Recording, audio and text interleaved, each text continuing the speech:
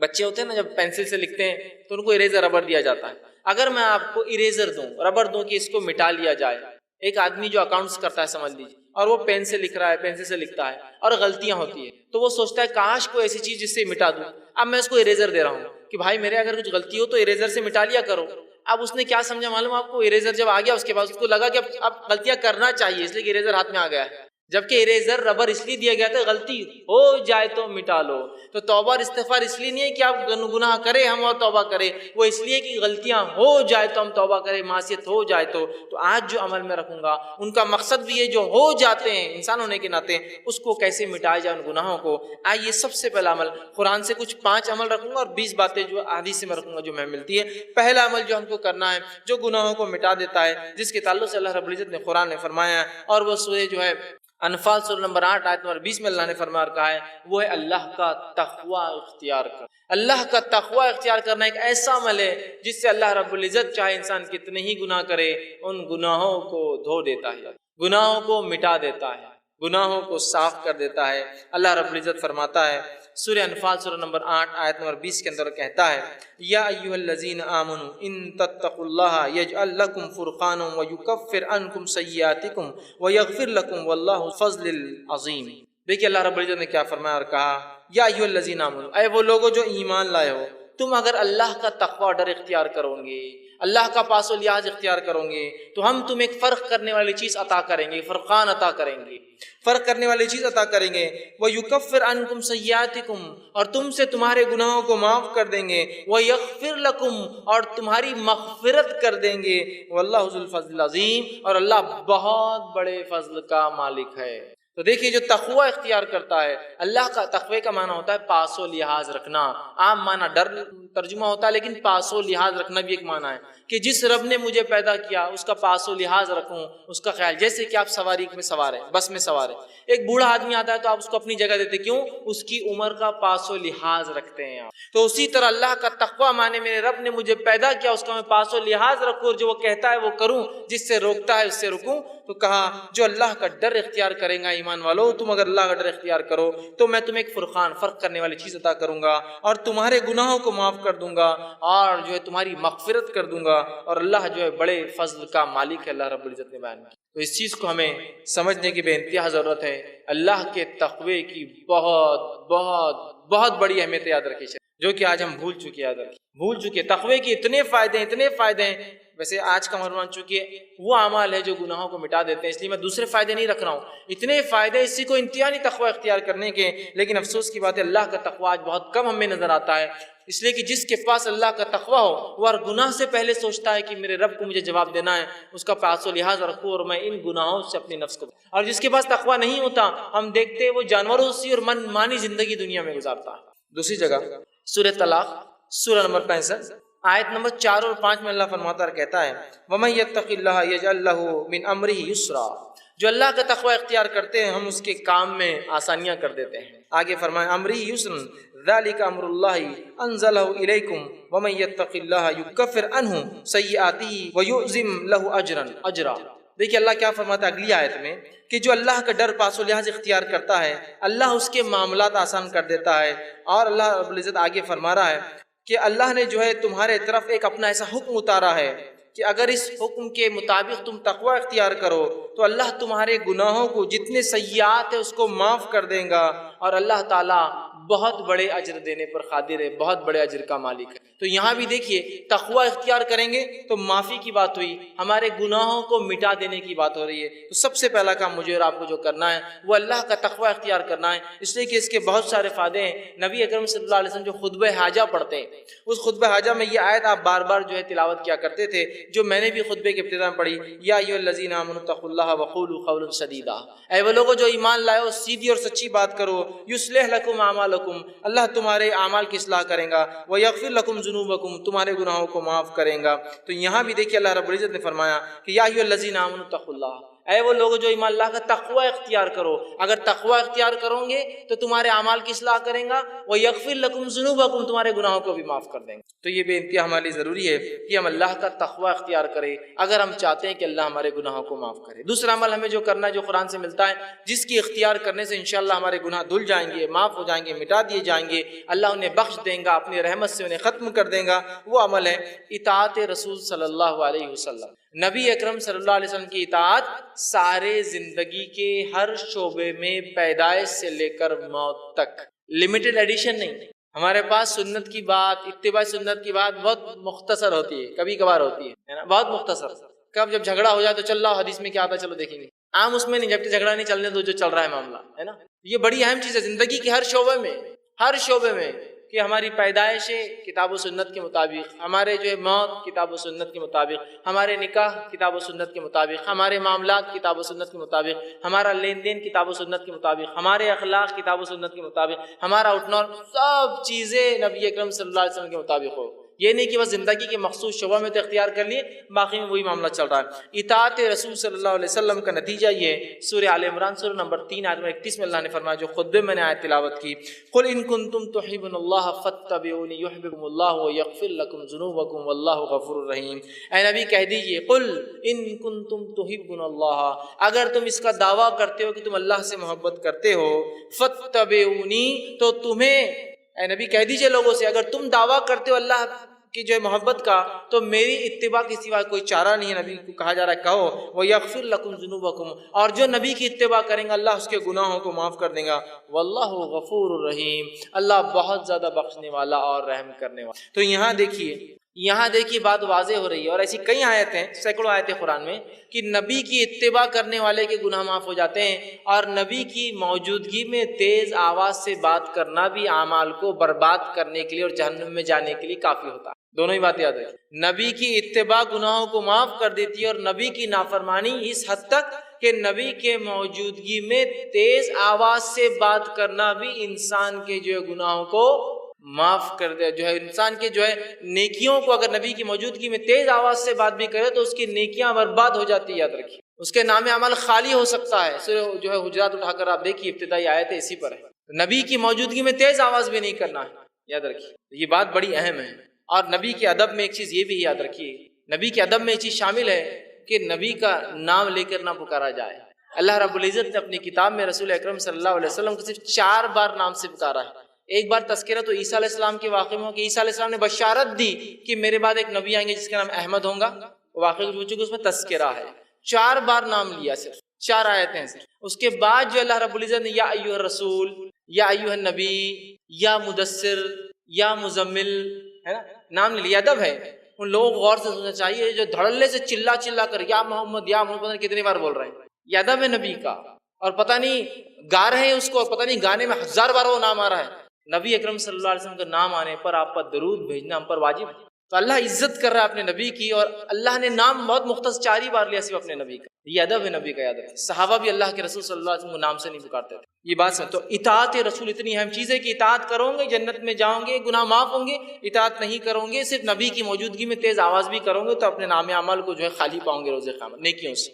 تو نبی کی اطاعت، فرما برداری، یہ بڑی اہم چیز ہے۔ صحیح بخاری کی روایت ہے، نبی اکرم صلی اللہ علیہ وسلم فرمایا کہا، کل امتی یدخلون الجنۃ الا من ابا، میرے سارے کے سارے امتی جنت میں جائیں گے سوائے ان کے جو انکار کر دے۔ سوال ہوا، پوچھا گیا، قیل من ابا یا رسول اللہ، اے اللہ کے رسول صلی اللہ علیہ وسلم کون انکار کریں گا جنت میں جانے سے؟ فرمایا، قال من اتانی دخل الجنہ، جس نے میری اطاعت کی وہ جنت میں جائیں گا، ومن عصانی فقد ابا، جس نے میری نافرمانی کی اس نے خود جنت سے انکار کر دیا دنیا کے اندر۔ بڑی اہم باتیں یاد رکھیے، تو ہم اطاعت رسول کو اپنے اوپر لازم جان لیں اور ہر زندگی کے شعبے میں یاد رکھیں۔ تیسرا وہ کام جس کے کرنے سے انشاءاللہ اللہ ہمارے گناہوں کو معاف کریں گا، ہم کو پاک کر دیں گا، صاف کر دیں گا، وہ ہے کبیرہ گناہوں سے اپنی نفس کو بچانا۔ قرآن میں اللہ رب العزت فرماتا ہے، سورہ نساء سورہ نمبر 4 آیت نمبر 31 میں، اور کہا، ان تجتنبوا کبائر ما تنہون عنہ نکفر عنکم سیئاتکم وندخلکم مدخلا کریما، کہ اللہ فرماتا ان تجتنبوا کبائر، کہ اگر تم کبیرہ گناہوں سے اگر بچتے رہو جس سے تمہیں روکا گیا ہے، نکفر عنکم سیئاتکم، تو ان کبیرہ گناہوں سے بچنے کی بنیاد پہ ہم تمہارے گناہوں کو دوسرے معاف کر دیں گے۔ پتہ چلا کہ کبیرہ گناہوں سے بچنا ضروری ہے اگر صغیرہ گناہوں کو ہم معاف کروانا چاہتے ہیں تو، اس لیے کہ کبیرہ گناہ کے لیے تو توبہ لازم ہے، بچنا بھی ضروری ہے تاکہ صغیرہ گناہ معاف ہو۔ تو کہا اگر تم کبائر سے بچتے رہو تو ہم تمہارے صغائر چھوٹے گناہوں کو، دیگر معاملات کو انشاءاللہ معاف کر دیں گے۔ تو یہاں کہا کہ اگر تم بچتے رہو کبائر سے جس سے روکا گیا تو ہم معاف کر دیں گے، تم سے ہٹا دیں گے سیئاتکم تمہارے گناہوں کو، فرمایا وندخلکم مدخلا کریما، اور عزت کی جگہ مطلب جنت میں تمہیں ہم داخل کر دیں گے۔ تو ہمیں اگر اللہ سے ہم چاہتے ہیں کہ ہمارا صغیرہ گناہ معاف ہو تو کبیرہ گناہوں سے ہمیں اپنے آپ کو بچانا ہے۔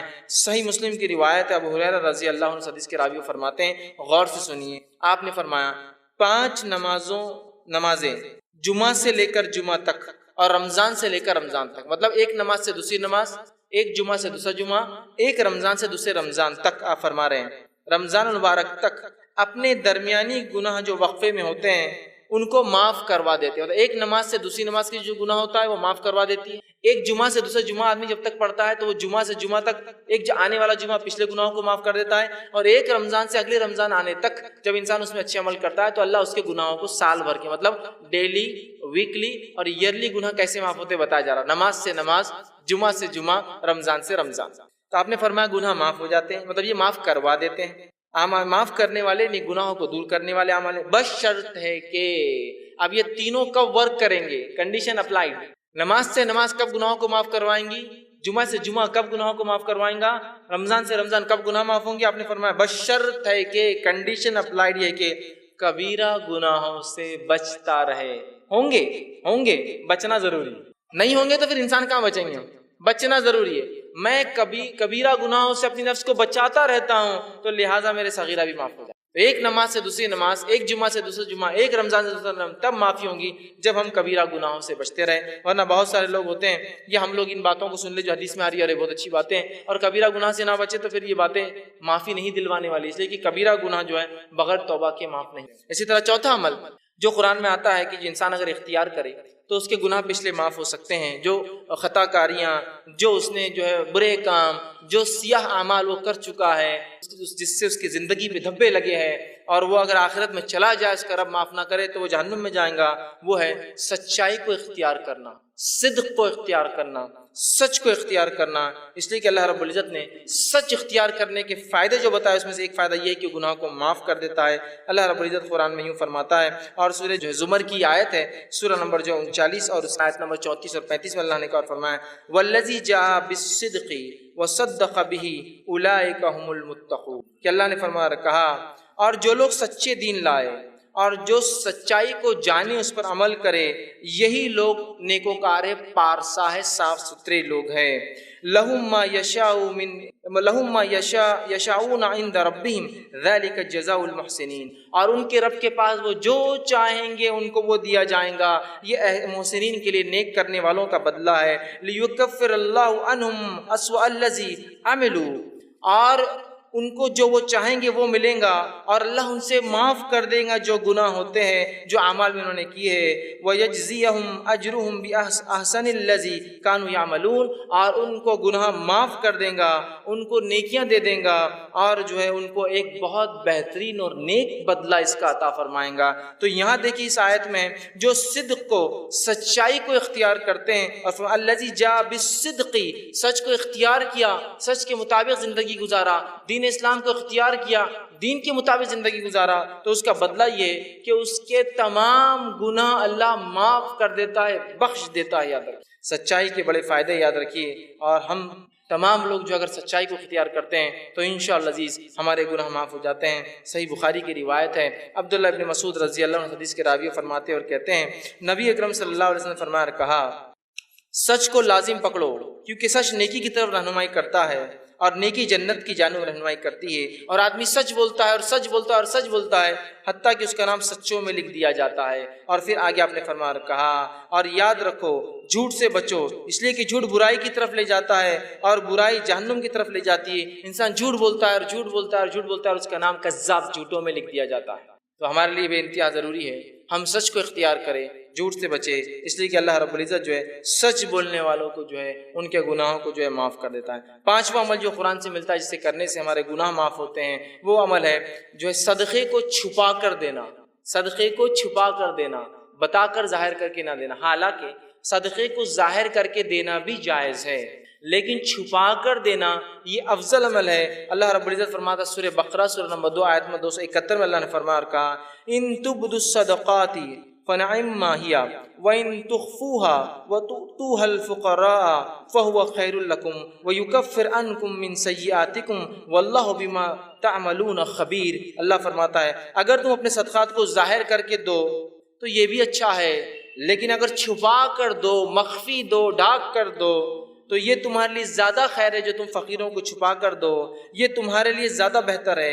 اللہ اس صدقے کی برکت سے تمہارے گناہوں کو معاف کر دے گا، مٹا دے گا، ہٹا دے گا، تم سے دور کر دے گا، اور فرمایا سیئاتکم وبما تعملون خبیر، اور اللہ ہر اس عمل سے خبردار ہے جو تم کرتے ہو۔ تو صدقہ دکھا کر بھی دیا جا سکتا ہے اس سماج میں جہاں آپ کو لگتا ہے صدقہ دکھا کر دینے سے لوگ جوش میں آئیں گے اور عمل کریں گے، اور وہاں جہاں دیتے ہیں لوگ اور آپ بہتر سمجھتے چھپا کر دے تو وہاں بند مٹھی دینا افضل ہے، اس لیے کہ صدقہ چھپا کر دینے سے گناہ معاف ہوتے ہیں، گناہ ہٹا دیے جاتے ہیں، اللہ رب العزت نیکی ہمارے نام اعمال میں لکھتا ہے۔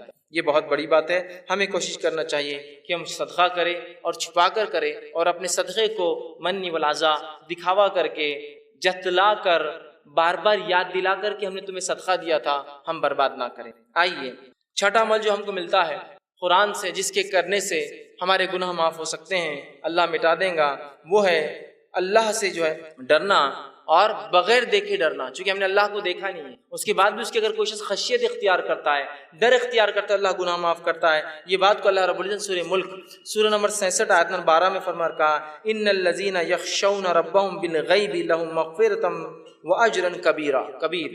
اللہ نے فرمایا یقیناً جو لوگ اپنے رب سے بغیر دیکھے ڈرتے ہیں، خشیت اختیار کرتے ہیں، ان کے لیے اپنے رب کی طرف سے گناہوں کی معافی، مغفرت ہے، اور بہت بڑا اجر آخرت میں ایسے لوگوں کے لیے رکھا جائے گا جو بغیر دیکھے اپنے رب سے ڈر کر گناہوں کو نہیں کرتے ہیں، نیکیوں کو کرتے ہیں، سبقت لیتے ہیں۔ سمجھ رہے ہیں آپ بات کو؟ کتنی اہم بات اس حدیث میں بتایا، جو ہے قرآن کی آیت میں بتائی جا رہی ہے کہ ہم جو ہے اللہ کو بغیر دیکھے کا خشیت اختیار کریں، کہ اللہ تو ہمیں دیکھ رہا ہے، ہم تو نہیں دیکھ سکتے، اللہ دیکھ رہا ہے، اور نیکیاں کریں تو انشاءاللہ ہمارے گناہ اللہ رب العزت جو ہے معاف کر دیتا ہے اور جہنم سے ہماری جو ہے نجات کر دیں گے۔ اسی طرح ساتواں وہ عمل جس کے کرنے سے گناہ معاف ہوتے ہیں اور نیکیوں میں انسان کے اضافہ ہوتا ہے، وہ ساتواں عمل یہ ہے کہ انسان جو ہے وضو کرنے کے بعد 2 رکعت نماز پڑھے۔ بڑا اہم عمل ہے، بہت چھوٹا سا عمل بھی، اور اتنی فضیلت ہے اس کی۔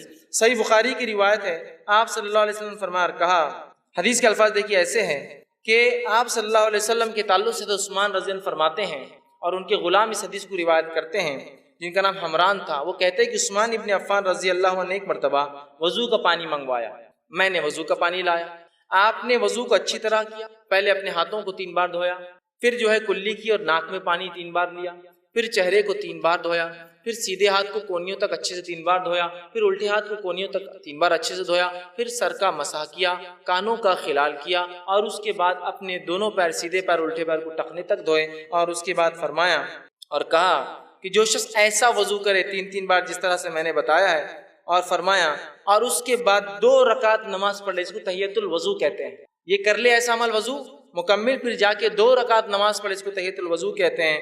تو وہ فرماتے ہیں رسول اکرم صلی اللہ علیہ وسلم فرمایا کہ اللہ اس کے پچھلے تمام گناہ معاف کر دیتا۔ لیکن اس حدیث میں ایک بات اور جو اضافی آتی ہے، دوسری روایتوں میں الفاظ آتے ہوئے، یہ ہے کہ وہ 2 رکعت نماز پڑھے وضو کے بعد، اور ایسی پڑھے کہ دل میں دوسرے کوئی خیالات نہ آئے، کوئی خیالات نہ آئے کہ یہ کیا ہو رہا ہوگا، وہاں کیا ہو رہا، بزنس سے کیا، یہاں جا، کوئی خیال نہ آئے، تو اس کے پچھلے سارے گناہ معاف کر دی جاتے ہیں۔ لیکن ایک بات میں یہاں ضرور رکھنا چاہوں گا، وہ یہ ہے کہ یہ تمام صغیرہ گناہ معاف ہوتے ہیں، کبیرہ گناہ بغیر توبہ کے معاف نہیں ہوتے، یہ بات یاد رکھیے، اس کے لیے توبہ ضروری ہے، اور بندوں کا حق ہے تو بندے سے معافی بھی ضروری ہوتی ہے، لیکن یہ صغائر سارے معاف ہو جائیں گے۔ صرف ایک عمل دیکھیے، اچھے سے وضو کرنا پرفیکٹلی، اور جا کے 2 رکعت نماز پڑھنا تحیۃ الوضو، گناہ سارے اس کے معاف ہو جائیں۔ اسی طرح جو ہے صحیح بخاری کی روایت ہے، جو حضرت عثمان رضی اللہ عنہ جب وضو کر چکے تو کہنے لگے کہ تم کو ایک حدیث سناتا ہوں. مطلب انہوں نے وضو کیا اور حدیث سنائی دوسرے لوگوں کو اور کہا رسول اکرم صلی اللہ علیہ وسلم نے جو ہے میرے سامنے ایسا وضو کیا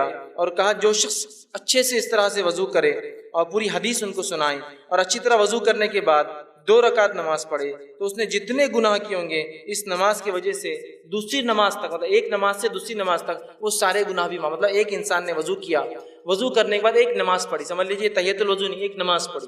اگر یہ نماز کے بعد پھر دوسری بار وہ مسجد میں آتا ہے، پھر اچھے سے وضو کرتا ہے اور نماز پڑھتا ہے، تو یہ نماز سے وہ نماز تک بھی اس سے گناہ معاف ہو جاتے ہیں. اور اوپر والی روایت میں تھا کہ سارے گناہ معاف ہو جاتے ہیں. تو دیکھیے کتنی بڑی باتیں بتائی جا رہی ہے صرف وضو کر کے اچھے سے نماز پڑھنے پر. 8واں پوائنٹ جس کے کرنے سے 8ویں بات جس سے حدیث میں آتا ہے کہ گناہ معاف ہو سکتے ہیں وہ یہ ہے کہ نماز کے لیے اچھے سے وضو کرنا. جہاں وضو کے بعد نماز پڑھنا گناہ کو معاف کرتا ہے، وہیں اپنی ذات سے وضو کرنا بھی گناہوں کو معاف کرتا ہے. یاد رکھیے جہاں اچھے سے وضو کر کے نماز پڑھنا ثواب دیتا ہے، وہیں صرف اچھے سے وضو کرنا بھی انسان کے گناہ معاف کر دیتا ہے. اس سے ایک بات جو پتہ چل رہی ہے اور بھی حدیث بھی آگے آ رہی ہے جو پتہ چلیں گے وہ یہ ہے، یہ تمام باتیں اس شخص کے لیے جو مسجد آتا ہے اور نماز پڑھتا ہے. نمازی جو نہیں ہے اس کے لیے سارے دروازے بند ہو جاتے. دیکھیے خود دیکھیے وضو کون کرے گا؟ جو نماز پڑھتا ہے. تحیۃ الوضو کون پڑھے گا؟ جو نماز پڑھتا ہے. تحیۃ المسجد کون پڑھے گا؟ جو نماز پڑھتا ہے. نفل اور موقدہ اور فرض کون پڑھے گا؟ جو نماز پڑھتا ہے نا.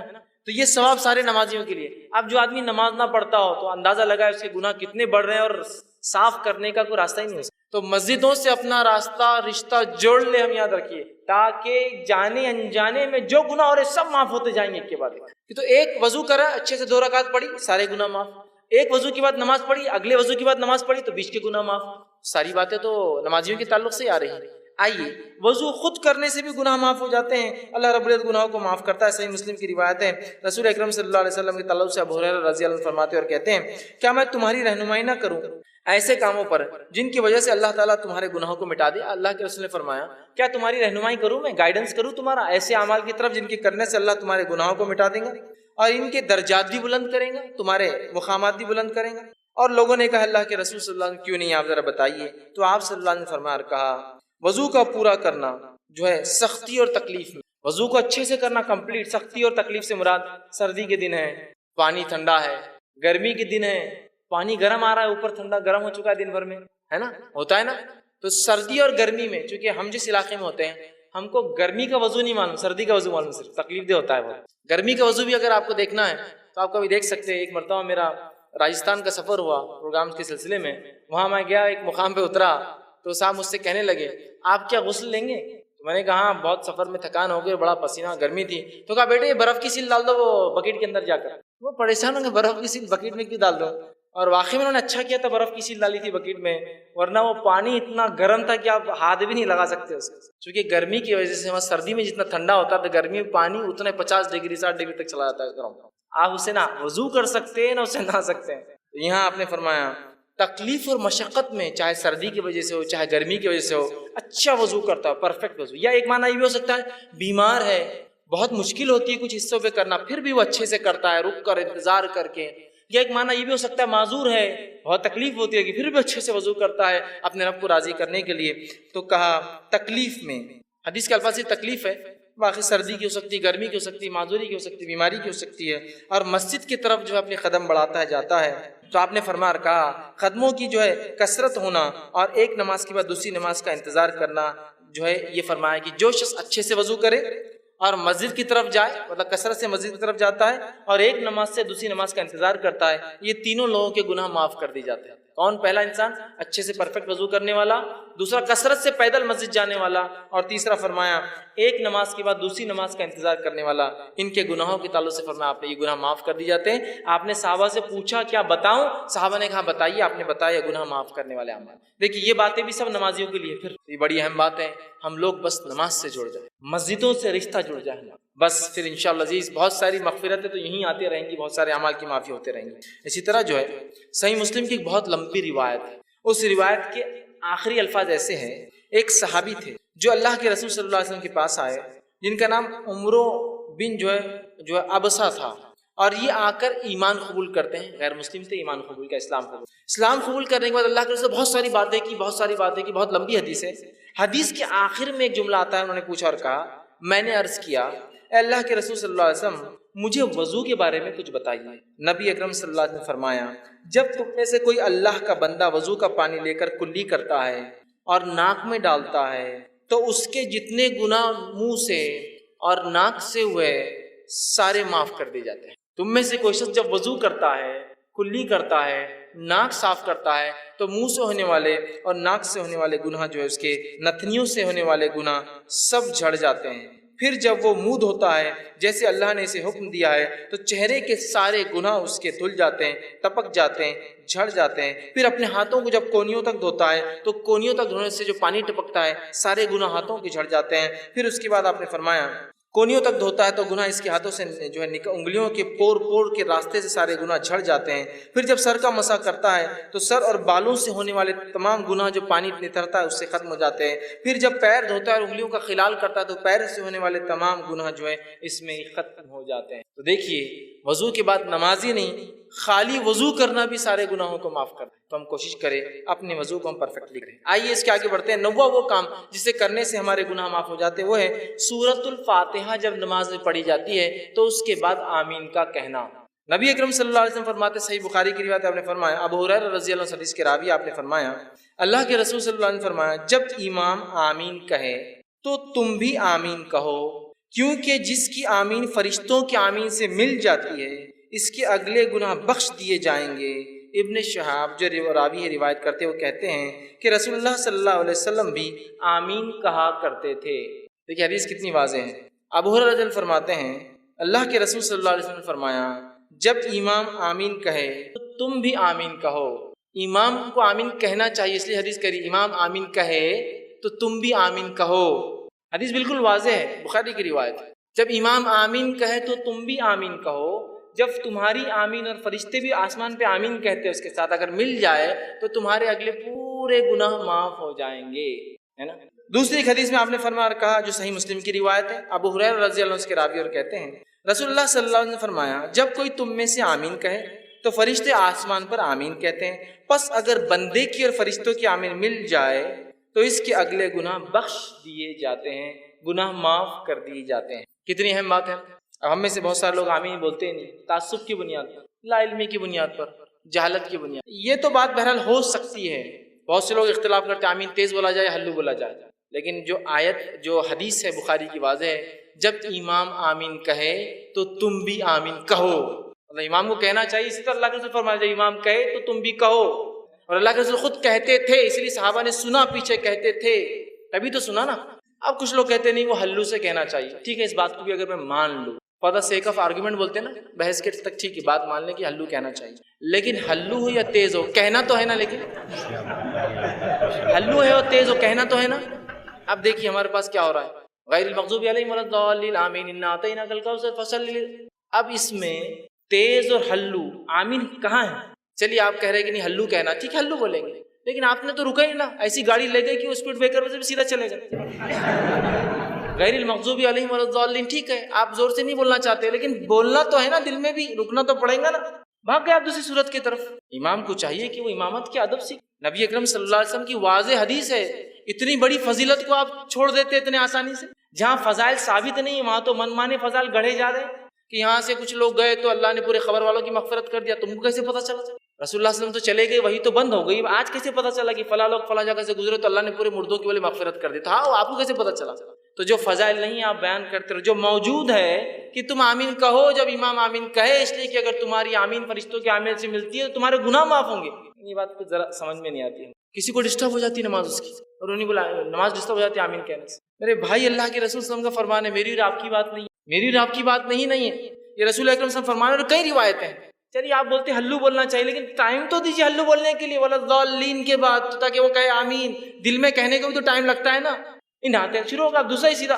بہرحال ایک بہت عمل پھر اہم ہم چھوڑ دے رہے اس کا مطلب 10واں وہ عمل جس کے کہنے سے گناہ معاف ہو جاتے وہ عمل ہے جب امام کہے سمیع اللہ لمن حمدہ تو پھر مقتدی کہے ربنا ولک الحمد کہنا چاہیے۔ اس کی بڑی فضیلت صحیح بخاری کی روایت آپ نے فرمایا کہ جب امام کہتا سمیع اللہ لمن حمدہ تو جو آپ نے فرمایا کہے تو تم مطلب مقتدی جو پیچھے پڑھتے ہیں اللہم ربنا لک الحمد یہ کہو، تو اگر یہ کہنا فرشتوں کے کہنے سے مل جاتا ہے، مطلب فرشتے بھی یہ کہتے ہیں آسمان سے مل جاتا ہے، تو آپ نے فرمایا تمہارے اگلے سارے گناہ معاف ہو جاتے ہیں۔ آمین پہ کہا پچھلے سارے گناہ معاف ہوتے ہیں، اس پہ کہا اگلے سارے گناہ معاف ہو جاتے ہیں۔ مطلب آپ نے سورہ فاتحہ پڑھی، آمین کا گناہ اگلے معاف ہو گئے، اس کے بعد سمیع اللہ لمن حمدہ ربنا لک الحمد پڑھا، پچھلے گناہ معاف کرا لیا۔ کتنی اہم فضیلت ہے نا، تو ہمیں سمیع اللہ لمن حمدہ کے بعد ربنا لک الحمد بھی کہنا چاہیے، ٹھیک ہے، اس کی بھی بڑی فضیلت ہے، اور اس کے لیے بھی بات بتایا گیا کہ پچھلے گناہ معاف ہو جاتے ہیں۔ اسی طرح 11ویں بات جو بتائی گئی جس کے کرنے سے عمل کرنے سے گناہ معاف ہوتے، وہ یہ ہے کامل توجہ کے ساتھ جمعے کا ادا کرنا، پورے خشوع اور خضوع کے ساتھ جمعہ پڑھنا، جمعے کی نماز پڑھنا۔ مطلب یہ ہفتے والے گناہ کیسے معاف ہو، وہ آئی بات، وہ روز کے گناہ تھے، مطلب نماز سے نماز تھے، اب ویکلی گناہ کیسے معاف ہو سکتے ہمارے، جمعے سے جمعہ۔ آپ نے فرمایا، کہا بخاری کی روایت ہے، سلمان فارسی رضی اللہ عنہ حدیث کے راوی ہے، وہ کہتے ہیں کہ اللہ کے رسول صلی اللہ علیہ وسلم فرمایا، کہا جو آدمی جمعے کے دن غسل کرتا ہے اور اتنا پرفیکٹ جہاں تک ہاتھ جاتا ہے اپنے آپ کو اچھے سے صاف کرتا ہے، اچھے سے دھوتا ہے، پھر فرمایا صفائی کرتا ہے جہاں تک بھی ہاتھ جاتا ہے، پھر اپنے تیل میں سے تیل لگاتا ہے، مطلب اپنے بالوں میں تیل لگاتا ہے، پھر اپنے گھر والوں کی خوشبو میں سے خوشبو لگاتا ہے، مطلب اگر میسر نہ ہو خود کی نہ ہو تو گھر والوں کی خوشبو بھی لگا سکتا ہے، لے کر خوشبو لگاتا ہے، عطر لگاتا ہے، پھر کہتے ہیں پھر نکلے اور مسجد میں آئے اور اگلی صفوں میں بیٹھے، آگے بیٹھے جا کر، اس کے بعد جو ہے دو آدمیوں کو الگ نہ کرے، مطلب پیٹ انگال کے نہ جائے، دو آدمیوں کو الگ نہ کرے، اگلی صف میں جا کے بیٹھے، اور اس کے بعد جتنی نماز اس کے مقدر میں ہوتی نماز کو ادا کرے، مطلب جتنی ہو سکتی نفل پڑھے، سنت و نوافل کا اہتمام کرے۔ جب امام خطبہ دیتا ہے تو خاموش رہ کر غور سے اس کے خطبے کو سنے کہ وہ کیا کہہ رہا ہے، اور اس کے بعد جمعہ ادا کرے، تو ایسے انسان کے ایک جمعہ سے لے کر دوسرے جمعہ تک تمام گناہ معاف ہو جائے۔ جمعہ پڑھنا ہے خشوع اور خضوع کے ساتھ، ویکلی گناہ معاف کروا لینا ہے، اچھے سے نہا، جہاں جا کر ہاتھ جا سکتا ہے، تیل لگایا، خوشبو، دیکھیے کوئی بھی ایسی چیز نہیں جو آپ بولے ارے بہت مشکل کام نہیں کرتے، پھر تیل لگایا، خوشبو لگائی، مسجد گئے، اگلی صفوں میں بیٹھے، لوگوں کو انگالا نہیں، مطلب خالی جگہوں میں سے گئے، اس کے بعد دو لوگوں کو الگ نہیں کیا، نزدیک بیٹھے، خود خطیب کو غور سے دیکھا، سنا، جمعہ پڑھی، تو ایک جمعہ سے دوسرے جمعہ اس کے سارے گناہ معاف۔ کتنی بڑی بات بتائی جائے۔ اسی طرح جو 12واں عمل جو ہے جس سے گناہ معاف ہوتے ہیں وہ یہ ہے کہ جو ہے نماز گناہوں کو مٹانے والی ہے۔ نماز خود بذات ایسا وضو کر کے نماز پڑھنا ہے، وضو کرنا گناہ مٹاتا ہے، نماز بھی گناہوں کو مٹاتی ہے۔ صحیح مسلم کی روایت ہے، نبی اکرم صلی اللہ علیہ وسلم عبداللہ بن مسعود رضی اللہ عنہ اس حدیث کے راوی، وہ کہتے اور فرماتے ہیں، ایک آدمی رسول اللہ صلی اللہ علیہ وسلم کے پاس آیا اور عرض کیا، اے اللہ کے رسول صلی اللہ علیہ وسلم، میں نے ایک عورت کے ساتھ زنا چھوڑ کر باقی سب عمل کیا ہے،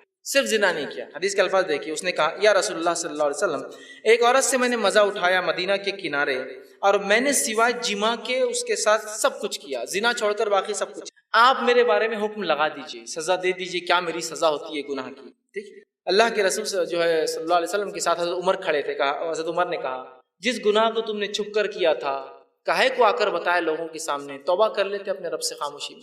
زنا کی تو سزا ہے، اس کی کوئی حکم نہیں ہے نا، یہ تو گناہ ہے، اس کے لیے توبہ کرنا ہے۔ تو کہا جو گناہ تم نے چھپ کر کیا تھا، اب کاہے لوگوں کے سامنے تم نے آ کر بتایا، چھپا لیتے، ٹھیک ہے۔ تو وہ شخص وہاں سے چلا گیا، رسول اکرم صلی اللہ علیہ وسلم نے اس کو واپس بلایا، کہا ادھر آؤ۔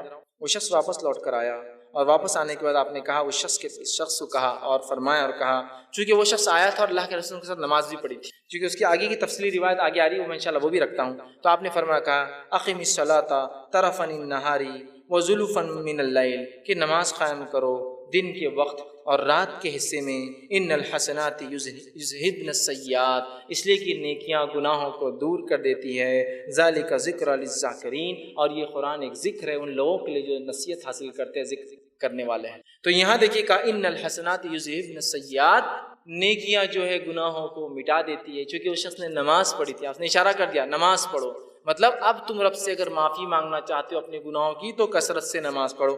اسی جو ہے واقعے کے آگے اور تفصیلات صحیح مسلم میں آتی ہے، وہ تفصیلات ایسی آتی ہے کہ ایک شخص نبی اکرم صلی اللہ علیہ وسلم مسجد نبی میں آیا، آپ کے ساتھ آپ بیٹھے ہوئے تھے صحابہ کے ساتھ، آ کر اس آدمی نے کہا اور کہا، اللہ کے رسول صلی اللہ علیہ وسلم مجھ پہ حد قائم کر دیجیے، میں نے ایسا ایسا کام کیا ہے، گناہ کا کام کیا جس سے مجھ پہ حد قائم کر دیجیے۔ آپ صلی اللہ علیہ وسلم نے اس کا چہرہ اپنا پھیر لیا، وہ سامنے سے آیا، پھر چہرہ پھیر لیا، پھر سامنے سے آیا، پھر چہرہ پھیر لیا، پھر سامنے سے آیا، اذان ہوئی، آپ صلی اللہ علیہ وسلم نے اقامت دی گئی، آپ نے نماز پڑھائی، اس نے نماز ساتھ پڑھی، نماز کے بعد پھر آ گیا اور کہنے لگا کہ مجھ پہ حد قائم کی، میرے سے یہ گناہ ہو گئے۔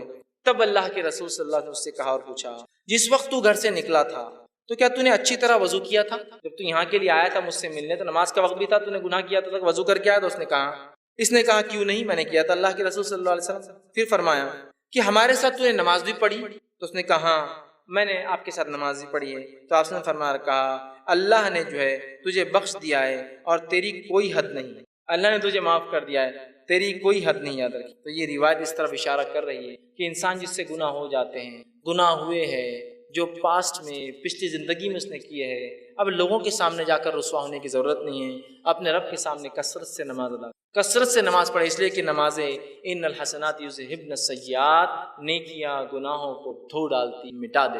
تو ہم نماز کی دیکھیے کتنی فضیلت ہے، اس لیے میں نے شروع میں کہا تھا نماز پڑھنے والوں کے بڑے فائدے، اس لیے کہ وہ بہت ساری فضیلتوں کا فائدہ یوں ہی اٹھا لے رہے بغیر سوچے سمجھے۔ اسی طرح صحیح بخاری کی روایت ہے، رسول اللہ صلی اللہ علیہ وسلم نے فرمایا، کہا کہ جو فرشتے شخص کے لیے دعا کرتے رہتے ہیں جو اپنی نماز کی جگہ اس وقت تک بیٹھا ہوتا ہے، جیسا جہاں نماز پڑھی اور وہیں بیٹھا ہوتا ہے جب تک کہ جو ہے اس کا وضو ٹوٹ نہ جائے، فرشتے اس کے لیے مغفرت کی دعا کرتے ہیں، اللہ اس کو معاف کر، اس کو بخش دے، اس پر رحم کر۔ جب کوئی شخص وضو کرتا ہے، مسجد آتا ہے، نماز پڑھتا ہے اور جس جگہ نماز پڑھی وہیں بیٹھا ہے، ذکر کر رہا ہے، اذکار کر رہا ہے، تب جب تک وہ وضو میں رہتا ہے تب تک فرشتے اللہ کے دعا کرتے ہیں، اللہ اسے معاف کر، اس پر رحم کر، اس کی مغفرت کر، اس کو بخش دے۔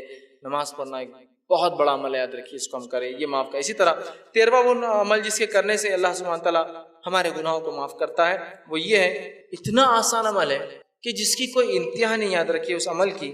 اور نبی اکرم صلی اللہ علیہ وسلم نے اس عمل کے تعلق سے ہمیں بتایا، صحیح بخاری کی روایت ہے، حدیث کے الفاظ دیکھیے اس طرح سے، بخاری کی روایت آپ نے فرمایا، ابو ہریرہ اس کے راوی اور وہ کہتے ہیں رسول اللہ صلی اللہ علیہ وسلم نے فرمایا اور کہا، جو شخص دن میں 100 مرتبہ سبحان اللہ و بحمدہ کہتا ہے، جو شخص دن میں 100 مرتبہ سبحان اللہ و بحمدہ کہتا ہے، اس کے گناہ مٹا دیے جاتے ہیں، خواہ سمندر کی جھاگ کے برابر ہو۔ صرف 100 مرتبہ کیا پڑھتا ہے؟ سبحان اللہ و بحمدہ۔ اپنے رب کی پاکی جو شخص 100 مرتبہ دن میں سے بیان کرتا ہے، اس کے تمام گناہ معاف کر دی جاتے ہیں، حتیٰ کہ اگر وہ گناہ سمندر کی جھاگ کے برابر بھی ہو۔ یہ تمام باتیں صغائر کے تعلق سے، صغیرہ گناہ کتنے بھی ہو، سبحان اللہ و بحمدہ 100 مرتبہ پڑھے، گناہ معاف۔ صحیح بخاری کی دوسری روایت اس میں ابو ہریرہ رضی اللہ عنہ فرماتے، اللہ کے رسول صلی اللہ علیہ وسلم فرمایا اور کہا، اور آپ نے فرمایا، 2 کلمے ایسے ہیں جو رحمان کو بڑے پیارے ہیں، زبان پر بہت ہلکے ہیں اور میزان میں بہت بھاری پڑیں گے، سبحان اللہ و سبحان اللہ العظیم۔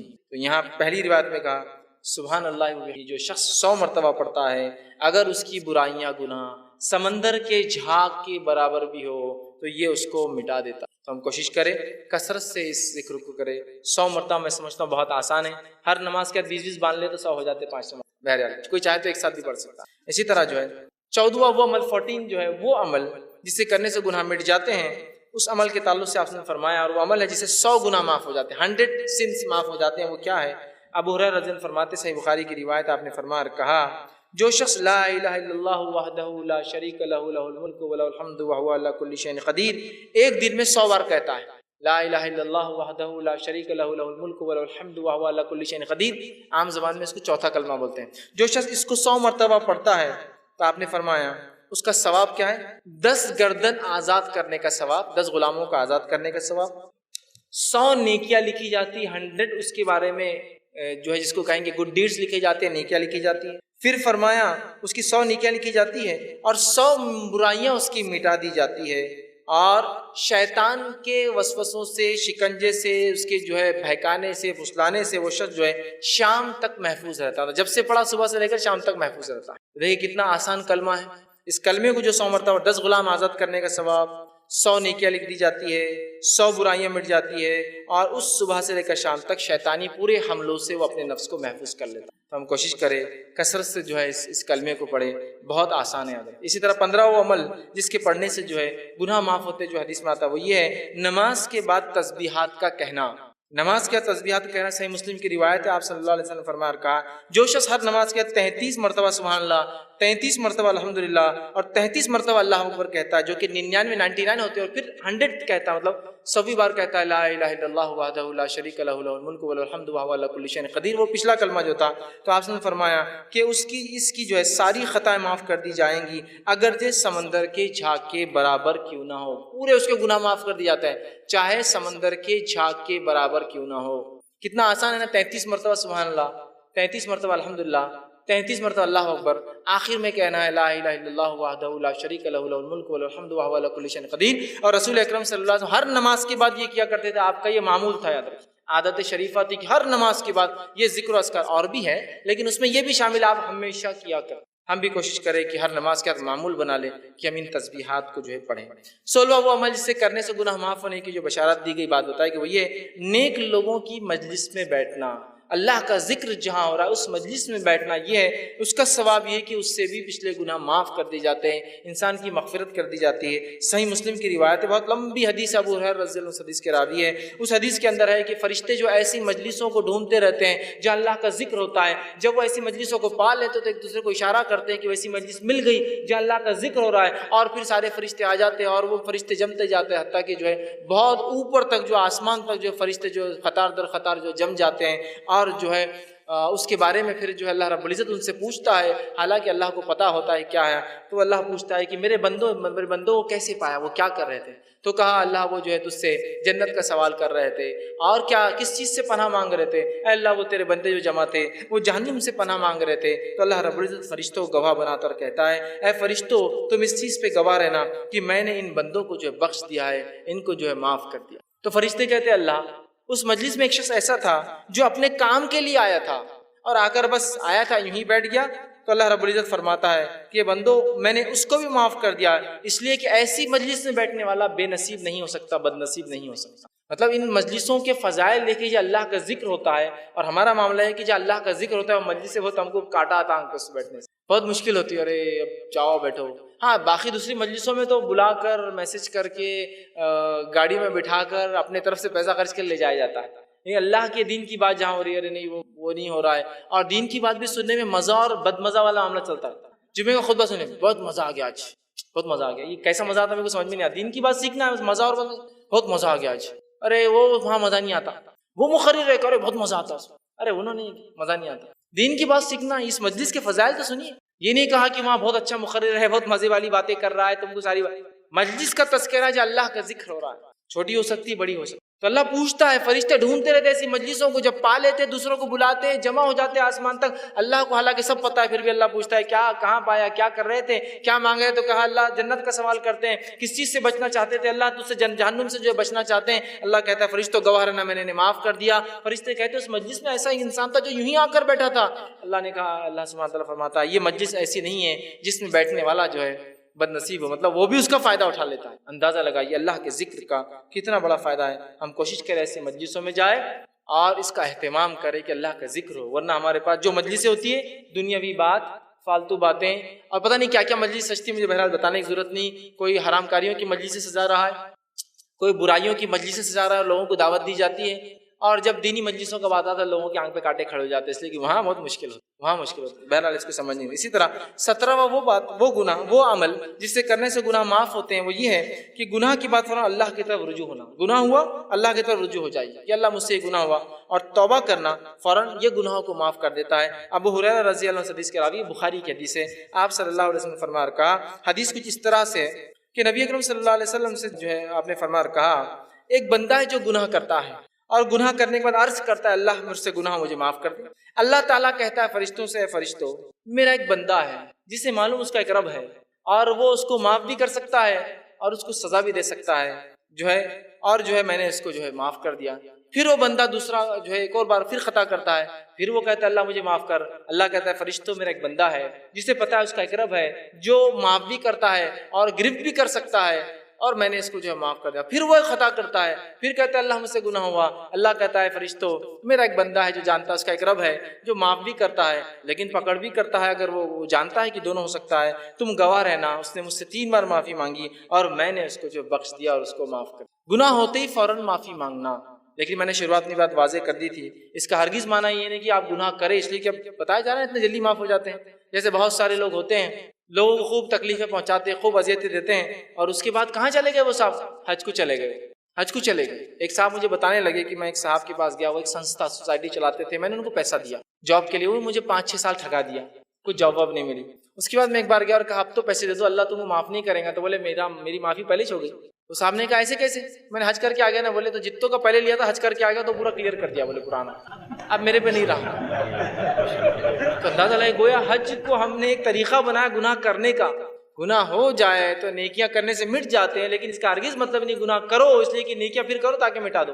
وہ میں جا کے حج کو مفتی صاحب نے بول دیا کہ وہ پچھلا سب ختم ہو گیا، بندوں کا بھی ختم ہو گیا اور اللہ کا بھی ختم ہو گیا، سب اندازہ لگائی۔ تو بہرحال تو اس حدیث کے اندر دیکھیے وہ بندے سے خطا ہوئی، اس نے معافی مانگی، پھر خطا ہوئی، پھر معافی مانگی، پھر خطا ہوئی، پھر معافی مانگی، تو اللہ رب العزت جو ہے اس کی مغفرت کر دی۔ اور اس کے آپ نے حدیث سے فرمایا، حدیث کے الفاظ دیکھیے اس طرح سے ہے، ایک مالک ہے جو گناہ بخشتا ہے اور جو ہے گناہ پر سزا بھی دیتا ہے، میں نے اپنے بندے کو 3 بار بخش دیا ہے، اب وہ جو ہے جیسے چاہے اعمال کرے، تو میں نے اس کی جو ہے مغفرت کر چکا ہوں، میں نے اس کی مغفرت کر دی، معاف کر دیا۔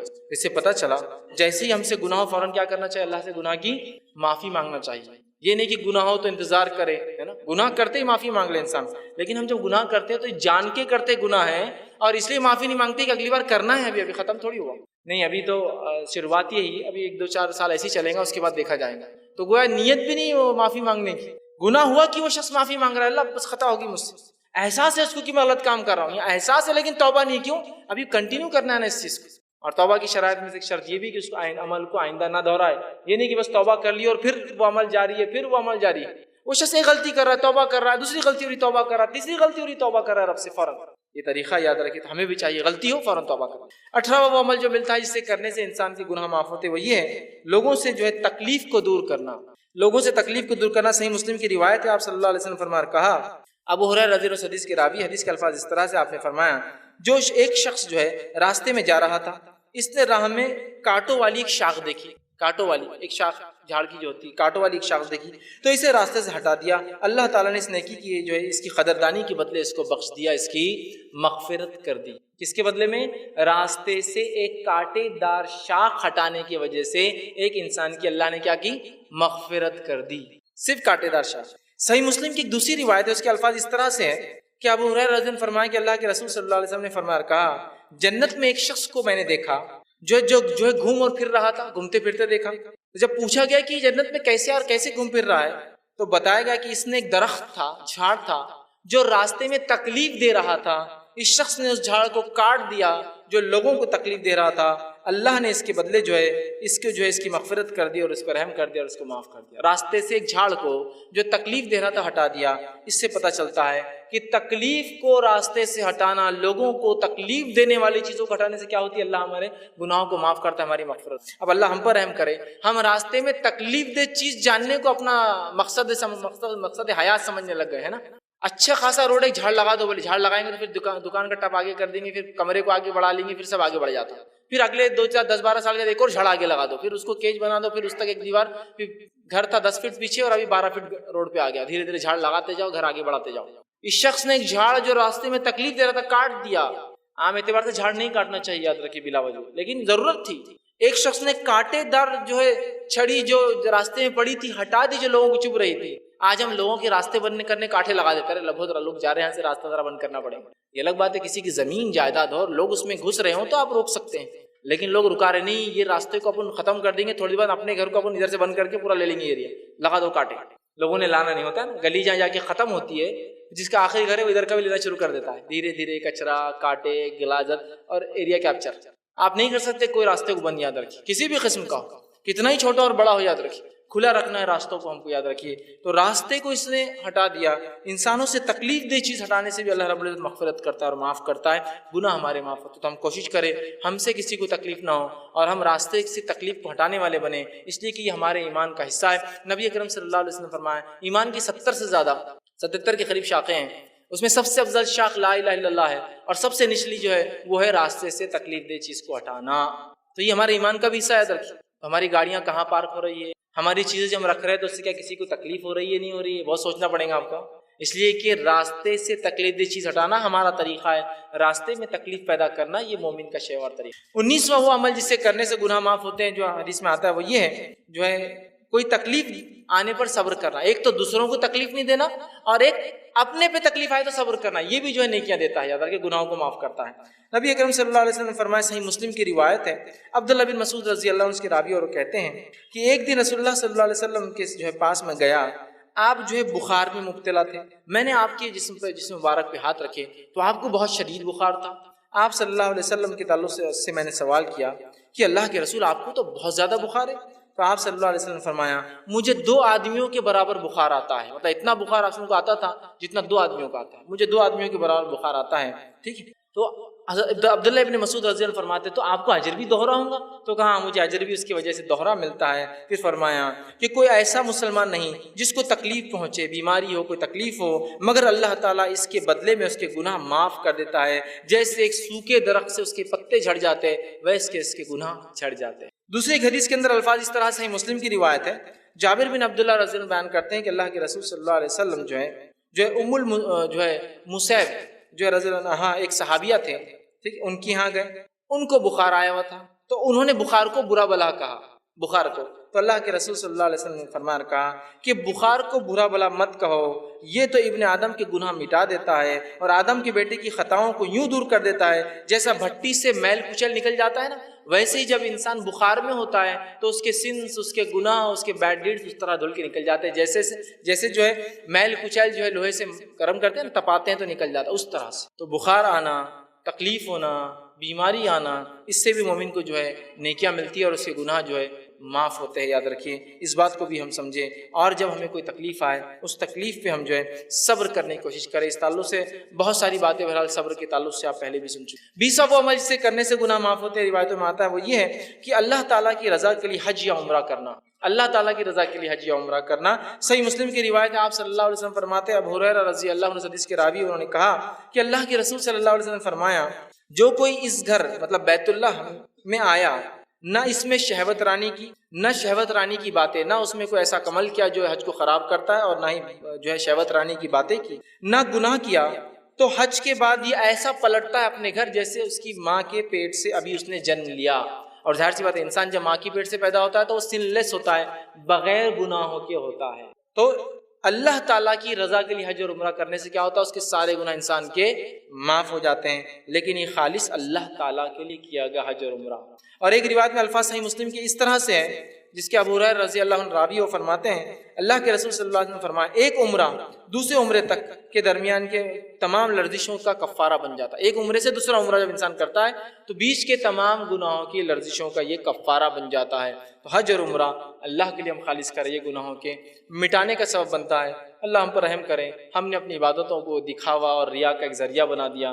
حج بھی کرتے ہیں تو اس لیے کرتے ہیں کہ اب سب نے گھر میں کر لیا تو سب ہم کو بول رہے تم نے نہیں کیے، کہ تم نے نہیں، چلو میں بھی چل جاتا ہوں۔ اندازہ لگائیے، حج اس لیے کر رہے ہیں کہ اتنی دعوتیں کھا لی ہے لوگوں کی کہ اب شرم آ رہی ہے، تو لہٰذا اب اپنے بھی ضروری حج کو جانا چاہیے تاکہ کوئی آ کے ہمارے گھر بھی۔ اندازہ لگائیے اس حد تک ہو رہا ہے۔ تو حج کو ہم دکھاوے کے لیے نہیں، خالص اللہ کے لیے کریں، سارے پچھلے گناہ معاف۔ دیکھیے پہلے نماز کے تذکرہ آیا، اب حج کا آ رہا ہے۔ فرائض سب سے اہم چیزیں یاد رکھیے، اس کو ادا کرنا یہ سب سے بڑی چیز ہے، اور یہ گناہوں کے معاف کرنے کا سب سے بہترین ذریعہ، اللہ سے نزدیکی کے سب سے بہترین۔ فرائض کے بعد نفل کرنے سے اللہ اور خوش ہوتا ہے، خالی نفل کچھ کام کے نہیں جب تک فرائض نہ۔ بہت سے لوگ ہوتے ہیں فرائض چھوڑ دیتے اور نفل میں لگے ہیں، فرائض کے بعد نفل اللہ قبول کرتا ہے، یاد رکھیں۔ اسی طرح 21واں عمل جس سے کرنے سے گناہ معاف ہوتے ہیں، وہی یوم عرفہ اور عاشورے کے دن کا روزہ رکھنا۔ یوم عرفہ اور عاشورے کے دن کا روزہ رکھنا، 9 ذی الحجہ کا اور 10 محرم کا روزہ رکھنا، یہ بھی گناہوں کو معاف کرتا ہے۔ صحیح مسلم کی روایت ہے، آپ صلی اللہ علیہ وسلم نے فرمایا اور کہا، عرفے کے دن کا روزے کے بارے میں پوچھا گیا تو آپ نے فرمایا اور کہا کہ یہ جو ہے 1 سال گزرے ہوئے اور 1 سال آنے والے گناہ کا مطلب 2 سال کے گناہوں کا کفارہ ہے۔ اور پھر فرمایا کہ جو 10 محرم کا جو عاشورے کا روزہ ہے وہ 1 سال کے گزرے ہوئے گناہ کا کفارہ ہے۔ مطلب عرفے کا 1 روزہ 2 سال کے گناہوں کا کفارہ، اور عاشورہ کے 2 روزے ہوتے ہیں، ایک 9 کا یا 10 کا آپ رکھ سکتے ہیں، وہ 1 سال کے گناہوں کا کفارہ۔ تو کتنا اہم عمل ہے، لیکن اس کو بھی ہم بآسانی چھوڑ دیتے ہیں، آئیں گا عاشورہ دیکھا جائیں گا، سنت تو ہے نا، اتنا کوئی ضروری عمل نہیں، اس لیے کہ فرض تو باقی ہم پورے کر رہے ہیں۔ بہت اہم عمل اس لیے کہ پچھلے 1 سال اور اگلے 1 سال کے گناہ معاف 1 روزے سے، اور 2 روزے سے 1 سال کے گناہ معاف۔ اس سے بڑا کیا ہو سکتا ہے کہ ایک دن 10 12 گھنٹے 15 گھنٹے بھوکا رہنا ہے اور اللہ سے 1 سال کی مغفرت کروا لینا ہے۔ یہ بڑی اہم بات ہے، یاد رکھیے، بہت سمجھنے کی ضرورت ہے، اور کوئی بھی عمل کو معمولی نہ سمجھے، ہم دین کے کرنے کی کوشش کریں۔ اس طرح 22واں وہ عمل جو ہم کرنے سے ہمارے گناہ معاف ہو سکتے ہیں، وہ رمضان سے متعلق ہے۔ وہ یہ ہے کہ رمضان کے روزے رکھنا، جو شخص رمضان کے روزے اس نیت سے رکھے کہ اللہ اس کا مجھے اجر دے گا۔ بخاری کی روایت ہے، ابو ہریرہ رضی اللہ عنہ حدیث کے راوی فرماتے ہیں، جس شخص نے ایمان کے ساتھ ثواب کی طلب کی نیت سے رمضان کے روزے رکھے تو اللہ تعالیٰ اس کے پچھلے گناہوں کو معاف کرے۔ تو دیکھیے رمضان کے روزے، پھر روزے کی بات آ گئی، پہلے نماز کی بات آئی، پھر حج کی بات آئی، اب روزے کی بات آ رہی ہے۔ روزے رکھنے سے اللہ ہمارے پچھلے گناہ رمضان کے رکھنے سے معاف کر دیتا ہے۔ کوشش کرے کہ بلا وجہ روزے نہ چھوڑے۔ خاص طور سے دیکھا ہے تو عورتیں بہت روزے چھوڑتی ہیں، مرد بھی چھوڑتے ہیں بہانے اور بڑے ان کی عادتیں اور لت اور فلاں فلاں، لیکن عورتیں بہت وہ کرتی ہیں، اس لیے کہ والدین بولتے نہیں بچی ہے، ایک بچی کمزور رہتی بچیاں، اس لیے ہم روزہ نہیں رکھا ہے، اور وہ کمزوری اور نہیں رکھانے میں شادی ہو گئی، پھر اس کے بچے ہو گئے، فلاں ہو گئے، بیچاری کو عادت ہی نہیں لگی روزے کی، کبھی روزہ رکھے تو چکر آ رہے، روزہ رکھے تو گر جاتی ہے، روزہ رکھے تو ہیموگلوبن کم ہو جا رہا، روزہ رکھے تو فلاں ہو جا رہا، روزہ رکھے تو یہ ہو جا رہا، عادت نہیں ہے نا۔ 10 سال ہو جاتے انسان بالغ ہوتا ہے روزہ رکھنا ہے، تو آپ پہلے سے ٹریننگ دیجیے نا۔ عمر بن خطاب رضی اللہ عنہ کو دیکھا گیا، چھوٹے چھوٹے ان کے بچے تھے، آپ نے روزہ رکھوایا۔ کسی نے کہا امیر المومنین آپ کے بچے چھوٹے، روزہ کیوں رکھوایا؟ کہا عادت ڈالنے کے لیے۔ ظاہر سی بات 10 سال میں نماز فرض ہے تو روزہ بھی ہے، تو اچانک اب 10ویں سال کا بچہ پورے 30 روزے رکھیں گا، ٹریننگ دینا پڑیں گی نا۔ 5-6 سال کا تو 2-4 رکھا، 7 سال کا تو 10 رکھا، 8 سال کا ہوا تو 10-15 رکھا، 9 سال کا ہوا تو سمجھو 20 رکھا، 10 سال میں آیا تو ظاہر سی بات اب 30 رکھنے کی طاقت آ گئی، اس لیے کہ ٹرینڈ ہو چکا ہے اتنے مہینوں میں۔ بہرحال یہ کرنے کی ضرورت ہے، رمضان کے روزے رکھنا۔ اسی طرح 23واں عمل جسے کرنے سے جو ہے اللہ سبحانہ تعالیٰ پچھلے گناہوں کو معاف کر دیتا ہے، وہ 23واں عمل یہ ہے کہ جو شخص رمضان کے رات میں قیام کرے، نماز پڑھے۔ اس لیے کہ آپ نے فرمایا اور کہا، بخاری کی روایت ہے، جس شخص نے رمضان کی راتوں میں قیام کیا ایمان اور اس حالت میں کہ اللہ سے ثواب طلب کرنے کی نیت سے، اس کے پچھلے سارے گناہ معاف ہو جائیں۔ اس میں کہا من صام رمضان ایمانا واحتسابا، جس نے رمضان کے روزے رکھے ایمان اور احتساب اس نیت سے کہ اجر دے تو اس کے پچھلے گناہ۔ یہاں کا من قام رمضان، جس نے رمضان میں قیام کیا، نماز اور اس نیت سے کہ اللہ اجر دیں گا، اس کے پچھلے گناہ معاف۔ تو رمضان کے قیام کو معمولی نہ سمجھیں، کوشش کریں کہ ہم رمضان میں خوب سے خوب قیام کریں، زیادہ سے زیادہ کریں، تاکہ ہم اس اجر اور ثواب کے مستحق ہوں کہ پچھلے سارے گناہ۔ اسی طرح جو ہے 24واں وہ پوائنٹ جس کے تعلق سے آتا ہے کہ جو شخص رمضان سے وہی متعلق ہے جو عمل کرنے سے گناہ معاف ہوتے ہیں، لیلۃ القدر میں قیام کر۔ رمضان میں تو ہے، لیلۃ القدر کا بھی آتا ہے۔ بخاری کی روایت آپ نے فرمایا اور کہا، جس شخص نے ایمان اور ثواب کی نیت سے شب قدر میں قیام کیا، اس کے پچھلے گناہ معاف کر دیے جاتے ہیں۔ اب لیلۃ القدر یہ کوئی ایک رات نہیں ہے جیسا کہ ہوتا ہے آج عموماً، جو آج 27 ہے اور ہمارے پاس یہ رائج ہے ہندوستان میں کہ 27 کو لیلۃ القدر سمجھتے نہیں۔ لیلۃ القدر جو ہے آخری عشرے کی 5 طاق راتوں میں سے کوئی ایک رات ہے، یاد رکھیں، جو کہ 21 رمضان جو جا چکا ہے وہ بھی ہو سکتی تھی، 23 رمضان جو کہ وہ بھی گزر چکا ہے وہ بھی ہو سکتی تھی، 25 رمضان جو وہ بھی گزر چکا وہ بھی ہو سکتا تھا، آج 27 ہے یہ بھی ہو سکتا ہے، اور آنے والی 29 بھی ہو سکتی ہے۔ لیکن افسوس کی بات ہے ہم لوگ صرف ایک رات مناتے، کیوں؟ نہیں 5 راتیں جاگنا نہیں ہوتا، بہت مشکل ہوتی، جاب کا مسئلہ، آخری عشرے میں تو دھندا ہوتا، بزنس ہوتا، چھوڑ کے جا سکتے، فلاں ہیں۔ یہ لوگ جو جاگ نہیں سکتے، بزنس نہیں چھوڑ سکتے، نوکری نہیں چھوڑ سکتے، ان سے کبھی سوال ہو کہ آپ کی بہن کی بھائی کی شادی کتنی راتیں جاگے؟ تو میری بہن کی شادی کا کیا پوچھ رہے ہیں؟ 15 راتیں جاگ کے نکالا میں، اچھا ماشاء اللہ۔ آپ بیمار ہوئے تو کتنی راتیں؟ ارے بیمار ہو گئے امی ہمارے ابا تو 10 راتیں 20 راتیں ہم جا کے نکالے، بچے کی پیدائش کے اندر میری کئی راتوں کی نیند نہیں ہوئی، تو یہ سب برداشت ہوتا ہے، لیکن دین کے لیے 5 راتیں جاگنے کو تیار نہیں، دنیا کے لیے، تکلیف کے لیے، مصیبت کے لیے، شادی کے لیے، بیاہ کے لیے، بلکہ شادی بیاہ میں تو رج جگہ بول کے ایک سسٹم ہی جو ہوتا ہے راتوں میں جاگنے کا، اور پھر ایک نتیجہ یہ بھی کہ ڈپلیکیٹس نائٹس اتنے منا لیتے ہیں کہ ریئل نائٹ جب آتی ہے تو چھوڑ دیتے ہیں اسے۔ اور اگر شب قدر کو پانا ہے اور اگر اس کو پانے کے لیے بھی کوشش کر رہے ہیں تو 5 راتوں میں سے ایک ہے، اور اس میں پھر 5 میں سے بھی کیا کرتی معلوم ہم نے؟ ایک رات کو خاص الگ کر دی، بولے وہ 27 کی 6 ہے، اور وہ بھی کیسے منا رہے ہیں؟ اس کے منانے کا بھی ڈھنگ بہرحال ایک سے ایک انداز لوگوں نے اپنائے ہوئے ہیں، اس لیے کہ بہت سے لوگوں کے تو شاید اب تک بھی نمبر نہیں لگے ہوں گے توا اسپاٹ پر، اب نمبر آئے گا ان کا، عشاء کے بعد سے لائن میں کھڑے ہوں گے، کباب کی دکان پر، چکن کی دکان پر، توا اسپاٹ پر، ڈھابے پہ نمبر لگے ہوئے ہوں گے ابھی کہ ابھی مجھے کھانا، تو کیا پھر منانا ہے تو یہ طریقہ ہے اس کا، یہ کرنا ہے اس کا؟ بہرحال یہ سمجھنے کی ضرورت ہے، اس لیے کہ لیلۃ القدر کی عبادت بہت ثواب دیتی ہے، بہت بڑی چیز۔ اور رات کب سے شروع ہوتی ہے لیلۃ القدر؟ یاد ہے کہ رات مغرب سے شروع ہوتی ہے، عشاء کے بعد سے نہیں، مغرب ہو گئی ذکر و اذکار، تلاوت قرآن، اور آپ لگ جائیے، پھر عشاء پڑھی آپ نے، عشاء کے بعد آپ نے تراویح پڑھی، اس کے بعد آپ ہو سکتا ہے رات میں اور نماز نفل پڑھے، قرآن کا اہتمام کرے، یہ سب ذکر و اذکار کرے، کچھ دعائیں خاص جس رات میں کرنا چاہیے سب کرنا ہے، لیکن ہم لوگ جو ہے بہت کوتا نظر آتے ہیں، اور اس میں بھی 27 ایک، اور اس کو منانے کا طریقہ بڑا عجیب ہم نے اختیار کیا ہے۔ تو یہ 5 راتوں میں سے کوئی ایک یاد ہے۔ اچھا ایک رات جاگ لیتے اور پوری نشانیاں فٹ بھی کر دیتے، ہاں آج ٹھنڈی تھی، بارش بھی، سب فٹ کر، بھائی میرے جو 5 جاگیں گے اس کو پتہ چلے گا آج کیا کیا ہوا تھا 27 میں، تاکہ 21 میں یہ ہوا تھا نہیں ہوا تھا، 23 میں ہوا تھا نہیں ہوا تھا، ایک رات جاگتے اور برابر ہاں موسم ٹھنڈا تھا، سب بارش ہوئی تھی، سب کر لیتے فٹ نشانیاں۔ 5 جاگو تو ڈفرنس کر کے بتا پاؤں گی کہ کون سی ہو سکتی ہے، ایک کیسے ہو سکتی ہے؟ بہرحال اس کو سمجھنے کی ضرورت ہے۔